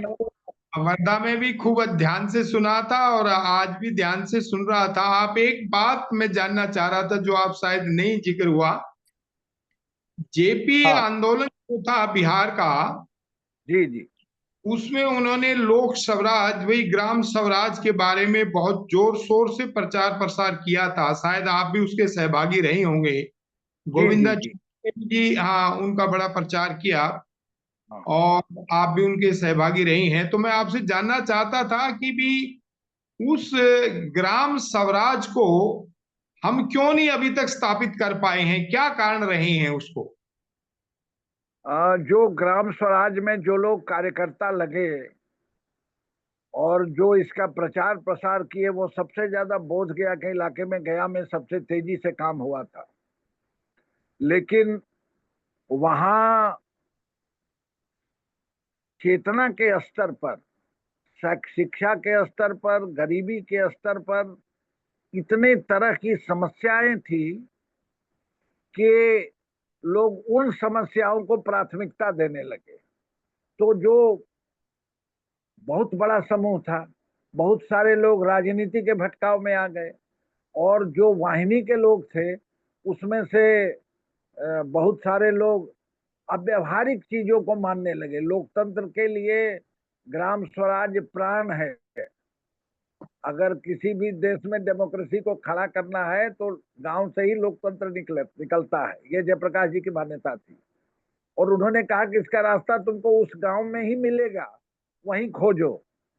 लेकिन सामर्थ्यवान कार्यकर्ता नहीं थे और लगातार प्रशिक्षण नहीं हो पाया था। और जब ही फिर उन्होंने प्रशिक्षण का कार्यक्रम बना, उसके बाद जयप्रकाश जी चले गए तो फिर उस नेतृत्व को संभालने वाला कोई नहीं रहा, इसीलिए वो भटकाव का शिकार हो गया। नहीं, आप तो इतने बड़े प्रोधा थे और गोविंदाचार्य जी के साथ काम किया, आप लोगों ने फिर इसको दोबारा क्यों नहीं शुरू किया? ऐसी क्या वजह थी? जो गौशाला का काम आज आप कर रहे हैं, ये तो उसका मेन काम था ग्राम स्वराज के अंदर, कि जितनी हाँ आर्थिक समस्याएं थी, जितनी हमारी मतलब आर्थिक प्रॉब्लम थी, वो सारे के सारा 29 में से करीब 12 या 13 जो है ना जी जी संबंधित हैं, और उसमें अच्छा उसी का कारण था कि हम लोग पहले जो इन कामों में लगे, तो उसमें आप जो लोग कहाँ क्या हम लोगों ने करीब, मैं अपने व्यक्तिगत तौर पर 150 गांवों में काम किया, और उसी का बेस था कि मैं स्वयं सहायता समूह खड़ा कर सका और सूदखोरी से लोगों को निकाल सका। आगे नहीं बढ़ा, उतनी ही दूर में फिर डाइवर्ट हो गया, ईमानदारी से स्वीकार करूंगा। धन्यवाद, बहुत बहुत धन्यवाद, बहुत बहुत धन्यवाद। मतलब हमें देखो, ये जितनी भी सारी स्वावलंबन की समस्याएं हैं, ग्राम स्वराज के अंदर बहुत ही सटीक इसका वर्णन है, और उन समस्याओं का समाधान हम एक बार फिर जोर शोर से सारे मिलके, पुराने भी और नए भी, इकट्ठे होकर के इसको हमें करना चाहिए। ये मेरा रिक्वेस्ट थी आपसे राजीव जी। मैं नहीं आपसे नहीं बहुत और आपके विचारों से रणवीर जी, जब भी आवश्यकता हो, मेरा वैसे नंबर है 8252 चैट बॉक्स में भी डाला है मैंने, लेकिन 8252061694, अगर इस नंबर पे हम चाहेंगे कि आप भी अपना नंबर दे दें तो हम लोग आगे कनेक्ट होंगे। मेरे पास आपका नंबर है, मैं जल्दी आपसे बात कर रहा हूं। मैं बड़ी जल्दी कृपा हो, कल बड़ी तक आपसे बात बड़ी करता हूं। बड़ी कृपा हो। बहुत बहुत धन्यवाद। अभिषेक जी। अलका जी जी नमस्कार। जी सबसे बुजुर्ग हैं, जी आपको मैंने प्रणाम नहीं किया, ये मेरी त्रुटि थी, इसको माफ कीजिएगा अलका जी, अलका ईरानी जी। जी हेलो। धन्यवाद। हाँ अलका हाँ जी सब। जी नमस्कार। आप सबसे नमस्कार नमस्कार। नहीं मैं पूछ सीनियर नहीं मैं रही तो हैं, मैंने आपको प्रणाम नहीं किया, ये मैं त्रुटि अपनी समझता था, इसलिए आपको प्रणाम किया मैंने। नहीं नहीं वो बाय मिस्टेक वो ऑन हो गया होगा। मैं नहीं बोलना नहीं चाहती थी क्योंकि आप सभी इतने विद्वानों के सामने मैं क्या बोलूं। Thank you Alka ji. हम्म। अभिषेक जी। धन्यवाद श्री जी। और मैं राजीव पटवर्धन जी का बहुत बहुत धन्यवाद दूंगा कि आखिर में 2 महीने बाद हमें उनको सुनने का मौका मिला। वो स्वस्थ होके आए हैं और वो सारे अनुभव उन्होंने आज बताए जो कि उन्होंने पिछले 50-60 सालों में प्राप्त किए। तो वो उनके जो अनुभव हैं वो बहुत बेशकीमती हैं और बहुत मूल्यवान है हम सभी के लिए। एक राजनीतिक कार्यकर्ता, एक सामाजिक कार्यकर्ता क्यों फेल होता है, जो उन्होंने बात ये रखी कि चरित्र का परीक्षण सामाजिक क्षेत्र के व्यक्ति का करना चाहिए, राजनीतिक क्षेत्र के व्यक्ति का करना चाहिए, तो ये बिल्कुल सच बात है। ये सभी क्षेत्रों के व्यक्ति का परीक्षण करना चाहिए। चरित्र एक बहुत महत्वपूर्ण चीज है और उसी से सारी चीजें तय होती हैं कि वो व्यक्ति आने वाले समय में कैसा व्यवहार करेगा। और परीक्षण तब मैं एक सेकंड रोकूंगा अभिषेक जी। जी मैं जी उसमें पूरी बात नहीं कहा। मन, वचन और कर्म तीनों में अगर लीडर के पास है तब तो हम जाएंगे। ठीक है, अब बोलिए। वो आधा केवल चरित्र का बात कहा था, मन, वचन और कर्म तीनों में एक रूपता चाहिए जी जी लीडर के। तो हाँ, मन, वचन और कर्म में एक रूपता, ये यही असली चीज है कि यही असली चीज है। और ये जो है अगर नहीं है तो व्यक्ति मिथ्याचारी हो गया। तो वो मिथ्याचार जो है, मिथ्याचार से हमारा समाज ग्रसित हो गया है। मैं पिछले 15 दिन से इस चिंतन में ज्यादा रहता हूँ कि ये इतनी जो मजमा जुड़ रहा है और इतने सारे लोग जुड़ रहे हैं और 200 ब्लॉक तक हम लोग पहुंच चुके हैं। तो जो लोगों की उम्मीद जगी है, ये इसको क्या हम इस उम्मीद को इस एक्शन, एक लॉजिकल एक्शन तक और लॉजिकल एक्शन को एक मतलब कि एक रिजल्ट तक, एक सक्सेस तक पहुंचा पाएंगे? एक बहुत बड़ा प्रश्न मेरे सामने है।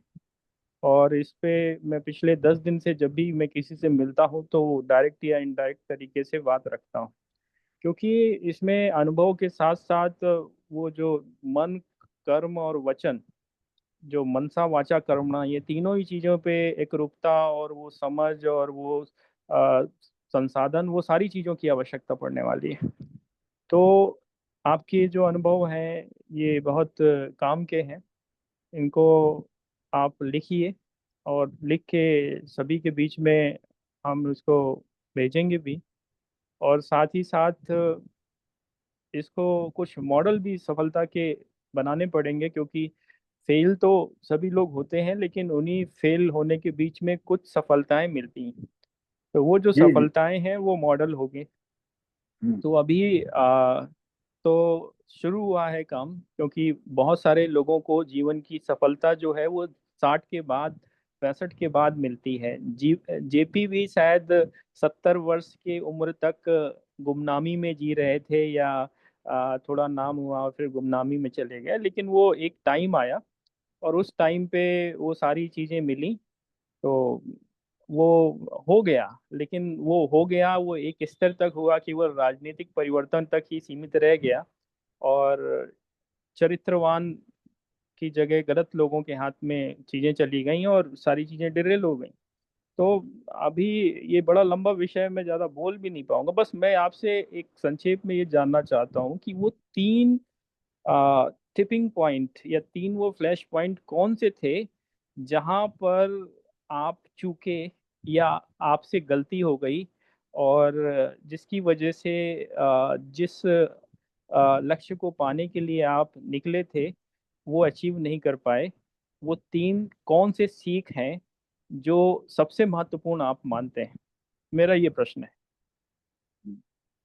उसमें एक चीज तो ये थी, पहली इम्पोर्टेंट चीज, कि भावना के वशीभूत होके कोई काम करना बिना परिणाम की चिंता किए। ये दूसरी, कि किसी भी कार्य का जो आर्थिक कसौटी है उसका आर्थिक विश्लेषण, क्योंकि ये युग पूंजी की दौर है, कैपिटल का। हमने किताब तो पढ़ ली मार्क्सवाद की, लेकिन उसकी किताब उसका नाम ही है दास कैपिटल पूंजी, और पूंजी का कोई विश्लेषण मैंने नहीं किया और आर्थिक प्रकल्प बनाने लगा, तो फेल होना वाजिब था। अगर उसी वक्त पता चल जाता कि ये अंडर फाइनेंस है, ये फाइनेंस के इतना विश्लेषण हमको करने की जरूरत है, ये जो कह रही है सरकारें कि हम मार्केटिंग कर देंगे, इनकी मार्केटिंग का पूरा नेट यहाँ से वहां बिना जाने, और उस समय संसाधन भी नहीं थे, मोबाइल तो था नहीं, कनेक्टिविटी नहीं थी, ये भी एक कारण था। तो आदमी सुनी हुई बातों पर ऐसा नहीं लगता था कि कोई बिहार सरकार का चीफ सेक्रेटरी कह रहा है कि करा देंगे और नहीं होगा, ऐसा पहले के दौर में नहीं था। कलेक्टर कह रहा है तो आदमी विश्वास करता था। आज तो मुख्यमंत्री भी कहता है तो कोई विश्वास नहीं, प्रधानमंत्री भी करेगा तो कोई विश्वास नहीं करता। लेकिन जब वो दौर था 80-90, उस जमाने में कलेक्टर भी एक पद होता था जिसकी बातें लोग मान लेते थे। तो मान के नहीं चलना है, अब विज्ञान का दौर है, खुद विश्लेषण करना है, समझना है। सुनी सुनाई बातों पे जाने से ज्यादा बढ़िया है उसका आर्थिक विश्लेषण करना, और अगर वो आर्थिक विश्लेषण में करेक्ट आता है मामला, तो निश्चित रूप से उस काम को करने में सफलता मिलती। और मॉडल, जैसे इतना दिन में मैं भटका, अंत में अब समझ में आया कि नहीं, मेरे पास मॉडल होगा और मॉडल में प्रॉफिटेबिलिटी मुझे प्रूफ करनी होगी, तब जाके मैं दूसरे को कहूंगा। अब ये बहुत सहज सी बात थी जो हम लोग सैकड़ों बार सुने कि नहीं, पहले युधिष्ठिर की कहानी ये थी, या गुड़ खाइए, मोहम्मद साहब कहते थे कि तब गुड़ मना करेंगे। ये सब बातें तो अनुभव से गुजरना है, बिना अनुभव से गुजरे सुनी हुई बात पर कूद गए बिना आर्थिक विश्लेषण किए, तो कोई भी, आज जो सबसे बड़ी समस्या है वो आय बढ़ाने की है, उसकी आमदनी बढ़ाना है, उसको आर्थिक रूप से समृद्ध करना है, उसका एक एक बात का विश्लेषण आदमी को करना है। एक यहाँ चूक हो जाती है, हमसे चूक हुई थी, अब वो चूक नहीं करूंगा, पहले मैं प्रयोग अपने सेंटर पे करूंगा, तब समाज को शिक्षित करूंगा। नंबर एक बात कि जो आपका सच है वही सच है, सुना हुआ सच सच नहीं है। हाँ, महाजनों येन गतः स पंथा चर्चा में करने के लिए आप बात कर सकते हैं। उपनिषद का बहुत मशहूर बात है कि जैसे बड़े लोग चले वैसे चलिए, लेकिन वास्तविक रूप से हर आदमी का, बुद्ध कहते हैं, अपना हर का रास्ता अपना अपना। तो आपको अपने तरीके से, आपको जब देख ले, प्रूफ हो जाए, तो लोग रेप्लिकेट करेंगे, तब शायद वो सक्सेस भी होंगे, या फेल करेंगे तो फिर आपके पास आएंगे कि आप तो सक्सेस हो गए, हम कहाँ फेल किए, बताइए। एक सामाजिक आंदोलन चलाने में लीडरशिप को बहुत कॉन्शियस रहना पड़ता है। वो थोड़ा भी किसी भी बात के प्रति निरपेक्ष होगा या सापेक्ष हो, मैंने बैलेंस जरा भी खोएगा, किसी के प्रति मोहग्रस्त हो जाए तो वो फंस जाएगा। इसीलिए मैंने सामाजिक आंदोलन से अपने को सिकोड़ा, और मैं इस गौशाला और प्राकृतिक केंद्रित, आपका बहुत बहुत धन्यवाद है। आप लोगों के कारण ही मैं वर्धा पहुंच सका, मेरी दृष्टि खुली। ऐसे सुभाष पालेकर जी से मेरी बात चर्चा हुई थी, हितेश ज्ञानी को जरूर बुलाइए, उनको सुनिए, वो आदमी अद्भुत गाय के लिए। लेकिन मुझे ये लग गया कि गाय, प्राकृतिक खेती ही आगे का रास्ता बनाएगी, क्योंकि वो क्वालिटी आ सकती है जो क्वालिटी में हम विश्व में मुकाबले में खड़ा हो सकते हैं। बिना क्वालिटी के आप टिकेंगे नहीं। मास प्रोडक्शन में आपसे ज्यादा बड़ा प्रोडक्शन करने वाला दुनिया में लोग है, जो मैक्रो है। तो आप गांव में जाएंगे तो माइक्रो ही करना होगा।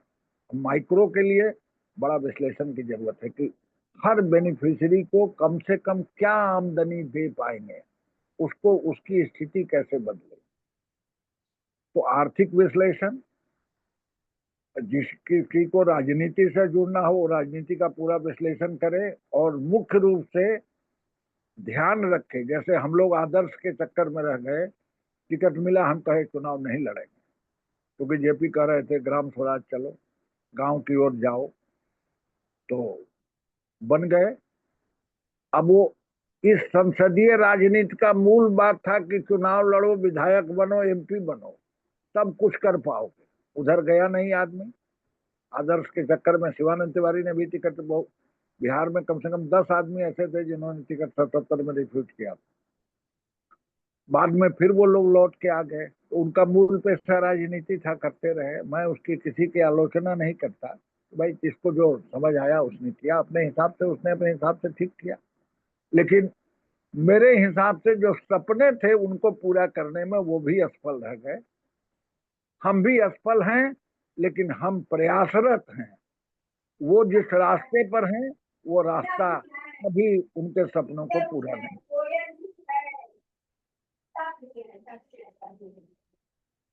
या अभिषेक जी या आचार्य विजय जी, जो भी कार्यकर्ता, जी धन्यवाद। जो भी कार्यकर्ता हो अभिषेक जी, जो भी इस काम में है, उसकी आर्थिक सुरक्षा होनी चाहिए। जी जी, आप यही समझिए, मेरा सबसे बड़ी चिंता यही है। यही हाँ, मेरी भी चिंता थी कि मेरे साथ कम से कम 400 साथी थे। अब किसी का बच्चे की फीस नहीं है, मैं कहाँ से लाऊं, कितना जगह मांगू, रास्ते बंद होने लगे, तो वो सब भटक गए। तो जो लीड करता है उस पर, जैसे आप पत्नी बीमार है और आप चले आए, आप बीमारी के बावजूद लगे रहे, ये बताता है कि आपकी प्रतिबद्धता क्या है। और हम तो बहुत शुक्रगुजार हैं आपके और संजय शर्मा आज नहीं है कि हमको आप लोगों ने जोड़ा।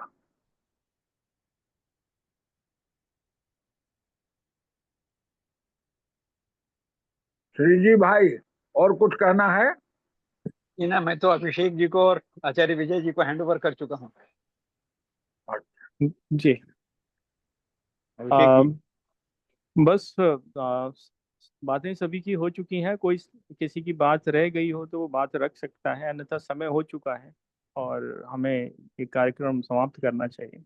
बहुत राजीव जी, अच्छी बहुत बातें हुई। बहुत शुक्रिया आपका, आपने इतना वक्त निकाला सबके लिए, बहुत शुक्रिया। ठीक है अभिषेक, खुश रहो। शुक्रिया जी कहने के लिए शुक्रिया। जी, ये शुक्रिया वाली देवदत्त आवाज गंगवार अभिषेक जी। सभी को प्रणाम, और राजीव जी को बहुत बहुत धन्यवाद। उनके लिए मैंने सुना, बहुत बढ़िया, बहुत सुंदर, जितना कहूँ बहुत कम, बहुत सुंदर। राजीव जी को बहुत बहुत धन्यवाद। अच्छा अभिषेक जी, क्या ये रिकॉर्डिंग मुझे मिल सकती है? ये रिकॉर्डिंग आपको 1-2 दिन में मिल जाएगी, मैं भेज दूंगा। हाँ, अगर मिल जाए तो बड़ी कृपा हो। जी जी, 1-2 दिन में थोड़ा सा व्यवधान आया है क्योंकि कुछ नेटवर्क का इश्यू था, लेकिन आपको 1-2 दिन में मिल जाएगी, वो रिकॉर्डिंग मिल जाएगी। जी, बहुत बहुत धन्यवाद। हमारे लायक जब भी कोई काम हो तो बताएंगे हम। चार बिल्कुल आपको चर्चा करने के लिए जरूरत होगी, मैं कानपुर चला आऊंगा, आपकी पत्नी बीमार है तब भी। बिल्कुल बिल्कुल, स्वागत है आपका। ठीक है, अगर मुझसे भूल हुई हो, मेरी बातों से किसी को ठेस लगी हो या कोई फीलिंग जैसी बात हो गई हो, उसके लिए मुझे क्षमा करेंगे। हो नहीं, सकता है ऐसा बिल्कुल नहीं है, कि ऐसा बिल्कुल नहीं है। बहुत सभी के लिए प्रेरणा रही, और जो आपके अनुभव है वो अनुभव से बहुत सारे लोग सीखेंगे, और साथ ही साथ एक परिचर्चा को जो किसे कहते हैं ना, कि एक नया स्तर मिला। तो आपका बहुत बहुत धन्यवाद, और साथ ही साथ हम मिल के काम करेंगे और ताउम्र करेंगे, सारे जीवन करेंगे। चलिए, बहुत बहुत अभी हम लोगों की इनफॉर्मल मीटिंग चलेगी क्या? राजीव भाई, आपने हमारे ये 6 महीने से चल रही मीटिंग में एक नई ऊर्जा भर दी है, इसके लिए आपका बहुत बहुत धन्यवाद। चलिए, ये नई ऊर्जा तो नहीं है, मैं अपने अनुभव से बता रहा था। और मैं अगर इतने आंदोलन में, इतने भटकाव में नहीं गया होता तो सोचिए, एक दर्शन पढ़ने वाला आदमी, फिर ये जो सामाजिक आंदोलन में लगने वाला आदमी, राजनीति से जुड़ने वाला आदमी, वो फिर इस गाय पे अंत में निर्णय यही मेरे जीवन का आया कि सबसे बड़ी चीज गौ सेवा है। और इसीलिए मेरे केंद्र का नाम है राधा कृष्ण गौ सेवा केंद्र। जी जी। नहीं, थोड़ा थोड़ा मन में भटकाव था, आज स्पष्टता आ गई, बहुत ही मौलिक बातें आई हैं। और ये जो प्रयास लोग कर रहे हैं, तो जैसे पेड़ की जड़ को न सींच के पल्लों को सींचने वाला हाल है। आपने आज आंखें खोली हैं और बहुत आनंद आया है। धन्यवाद।